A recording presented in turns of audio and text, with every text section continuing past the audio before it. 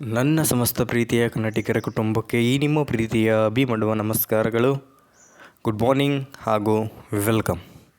Video ನೋಡಿಬಿಟ್ಟು ನಿಮ್ಗಳಿಗೆಲ್ಲ ಗೊತ್ತಾಗಿರುತ್ತೆ ಈ ಒಂದು ವಿಡಿಯೋ ಯಾವುದರ ಬಗ್ಗೆ ಕಂಟೆಂಟ್ ಆಗಿರಕ್ಕಂಥ ಒಂದು ವಿಡಿಯೋ ಆಗಿದ್ಬಿಟ್ಟು ಹೌದು, ಇದು ಭಾಳ ಅರ್ಜೆಂಟ್ ಇಂಪಾರ್ಟೆಂಟ್ ಒಂದು ವೆರಿ ಇಂಪಾರ್ಟೆಂಟ್ ನೋಟಿಸ್ ಆಗಿರಕ್ಕಂಥ ಒಂದು ವಿಡಿಯೋ ಆಗಿದೆ. ಏನದಕ್ಕಂಥದ್ದು ನಿಮಗೆ ಈ ಒಂದು ವಿಡಿಯೋದಲ್ಲಿ ತಿಳಿಸಿಕೊಡ್ತೇನೆ. ಸೊ ವಿಡಿಯೋ ಸ್ಟಾರ್ಟ್ ಮಾಡೋಣ. Let's start the video. So ಏನದು ಅಂಥದ್ದು ಅರ್ಜೆಂಟು. ಸೊ ಏನನ್ನಕ್ಕಂಥದ್ದು ಎಲ್ಲರೂ ವೆಯ್ಟ್ ಮಾಡ್ತಾಯಿದ್ದೀರಾ? ಹೌದು, ಈ ಒಂದು ಸೆಕೆಂಡ್ ಇಯರಲ್ಲಿ ಓದಿರಕ್ಕಂಥ ವಿದ್ಯಾರ್ಥಿಗಳ ಒಂದು ಥರ್ಡ್ ಸೆಮ್ಲಿ ಏನು ಸ್ಟಡಿ ಮಾಡ್ತಿದ್ದಾರೆ ಆ ವಿದ್ಯಾರ್ಥಿಗಳಿಗೆ ಡಿಪಾರ್ಟ್ಮೆಂಟ್ ಯಾವುದೇ ಆಗಿರ್ಬೋದು. ಸೊ ನಿಮ್ಮ ಒಂದು ಡಿಪಾರ್ಟ್ಮೆಂಟ್ನಲ್ಲಿ ಯಾವುದೇ ರೀತಿಯಲ್ಲಿ ಕೂಡ ಮಾಡೆಲ್ ಕ್ವೆಶ್ಚನ್ ಪೇಪರ್ಸ್ಗಳನ್ನು ರಿಲೀಸ್ ಮಾಡಿಲ್ಲ VTU ಅವರು.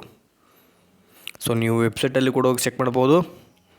ಯಾವುದೋ ಒಂದು ಅಥವಾ ಒಂದೇ ಮಾಡಿದ್ದಾನೆ ಮಾಡೆಲ್ ಕ್ವೆಶ್ಚನ್ ಪೇಪರು, ಬೇರೆ ಡಿಪಾರ್ಟ್ಮೆಂಟ್ದು ಯಾವ್ಯಾವುದೋ ಮಾಡಿದ ಗೊತ್ತಿಲ್ಲ. ಬಟ್ ಏನಕ್ಕೆ ನಿಮಗೆ ಈ ಒಂದು ಹೇಳ್ತಾ ಇದ್ದೀನಿ ಅಂತಂತಂದರೆ, ನಿಮಗೆ ಇದು ನ್ಯೂ ಸ್ಕೀಮ್ 22 ಸ್ಕೀಮ್. ಸೊ ಇಲ್ಲಿ ನಿಮಗೆ ಸ್ಕ್ರೀನ್ ಮೇಲೆ ಏನು ಕಾಣಿಸ್ತಿದೆ ನೋಡಿ, ಇದೊಂದು ಡಾಟಾ ಸ್ಟ್ರಕ್ಚರ್ ಅನ್ನಕ್ಕಂಥದ್ದು ಒಂದು CS ಡಿಪಾರ್ಟ್ಮೆಂಟಿಂದ ತೊಗೊಂಡಿದ್ದೇನೆ. ಸೊ ನೀವು 22 ಸ್ಕೀಮ್ದು ಮತ್ತು 21 ಸ್ಕೀಮ್ದು ಡಾಟಾ ಸ್ಟ್ರಕ್ಚರ್ ಆ್ಯಂಡ್ ಅಪ್ಲಿಕೇಶನ್ಸ್ ನೀವು ನೋಡ್ತು ಅಂತಂದರೆ ಬಹಳ ಡಿಫ್ರೆನ್ಸ್ ಇದೆ ಪ್ಯಾಟ್ರನಲ್ಲಿ. ಸೊ ಹಾಗಾಗಿ ಸ್ಟೂಡೆಂಟ್ಸ್ ಪ್ರೀವಿಯಸ್ ಇಯರ್ ಕ್ವೆಶ್ಚನ್ ಪೇಪರ್ಸ್ನ ಏನಾದರೂ ನೋಡ್ತಾ ಇದ್ದರೆ ಅವ್ರು ಕನ್ಫ್ಯೂಸ್ ಆಗಿಬಿಡ್ತಾರೆ. ಬಟ್ ಎಕ್ಸಾಮಲ್ಲಿ ಹೆಂಗಂತಂದರೆ ರೆಫರ್ ಮಾಡಿರೋದು 21 ಸ್ಕೀಮ್ದು, ಬಟ್ ಎಕ್ಸಾಮಲ್ಲಿ ಬರೋದು ಬೇರೆ ಥರ ಬರುತ್ತೆ ಪ್ಯಾಟ್ರನ್.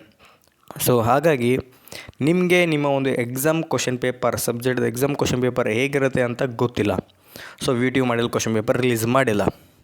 ಸೊ ನಿಮಗೆ ವಿದೌಟ್ ಮಾಡೆಲ್ ಕ್ವೆಶ್ಚನ್ ಪೇಪರ್ ನೀವು ಪಾಸ್ ಆಗೋದು 100ಗೆ 99% ಡೌಟು. ಯಾಕೆ ಪಾಸ್ ಆಗೋಲ್ಲ? ಟಾಪರ್ಸ್ಗಳು ಪಾಸ್ ಆಗ್ತಾರೆ. ಮೇ ಬಿ ಈ ಟಾಪರ್ಸ್ಗಿಂತ ಕೆಳಗಡೆ ಇರೋರು, ಅದರಿಗಿಂತ ಕೆಳಗಡೆ ಇರೋರು ಫುಲ್ ಜಸ್ಟ್ ಪಾಸ್ ಆಗಬೇಕು ಅಂತ ಯಾರು ಇದು ಮಾಡ್ತಿರ್ತಾರೆ ಅವ್ರಿಗೆ ಇದು ಬಹಳ ಹೊಡೆತ ಬೀಳುತ್ತೆ. ಸೊ ನಿಮಗೆ ಮಾಡೆಲ್ ಕ್ವೆಶ್ಚನ್ ಪೇಪರ್ ಇಲ್ಲದೇ ಏನೂ ಮಾಡೋಕ್ಕಾಗಲ್ಲ. ಸೊ ನನ್ನ ಕಡೆಯಿಂದ ನಿಮಗೆ ಒಂದು ಅರ್ಜೆಂಟ್ ಒಂದು ಇನ್ಫಾರ್ಮೇಷನ್ ಏನು ಅಂತಂದರೆ ಒಂದು ಸೊಲ್ಯೂಷನ್ ಕೊಡ್ತಿದ್ದೇನೆ. ಹೇಗಿದ್ದರೂ ನಿಮ್ಗಳು ಸ್ಟೂಡೆಂಟ್ಸ್ ಹತ್ರ ಕುಲಪತಿಯವರ ನಂಬರ್ ಇದೆ. ಸೊ ಅವ್ರಿಗೆ ಕಾಲ್ ಮಾಡಿ ಮಾಡ್ತಿರೋ ಅಥವಾ ಮತ್ತೆ ಟ್ವಿಟ್ಟರ್ ಮಾಡ್ತಿರೋ ಏನು ಮಾಡ್ತಿರೋ ಗೊತ್ತಿಲ್ಲ.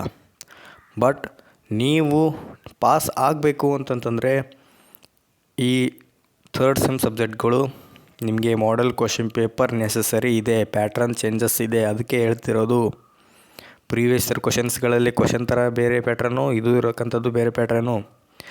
ಸೊ ನೀವೇನಾದರೂ ನಿಮಗೆ ಮಾಡೆಲ್ ಕ್ವೆಶ್ಚನ್ ಪೇಪರ್ ಬರಲಿಲ್ಲ ಅಂತಂದರೆ ಆಲ್ಮೋಸ್ಟ್ ಆಲ್ ಸ್ಟೂಡೆಂಟ್ಸ್ ಫೇಲ್ಯೂರ್ ಆಗೋ ಚಾನ್ಸಸ್ ಇದೆ. ಯಾವ್ಯಾವುದರಲ್ಲಿ ಫೇಲ್ಯೂರ್ ಚಾನ್ಸಸ್ ಅಂದರೆ ಈ ಟಫ್ ಸಬ್ಜೆಕ್ಟ್ಗಳಲ್ಲಿ ಯಾವ್ಯಾವುದು ಈ DSA ಆಗಿರ್ಬೋದು, ಅದು ಯಾವುದು ಮತ್ತು ಯಾವ್ಯಾವ ಇದಾವೆ ನೋಡಿರಿ, ನೆಟ್ವರ್ಕ್ ಅನಾಲಿಸಿಸು. ಸೊ ಇದೇ ಥರ EPC ರೇಟ್ ECದವ್ರಿಗೆ. ಸೊ ಈ ಥರ ನಿಮಗೆ ಪ್ರಾಬ್ಲಮ್ಸ್ಗಳು ಆಗ್ತವೆ.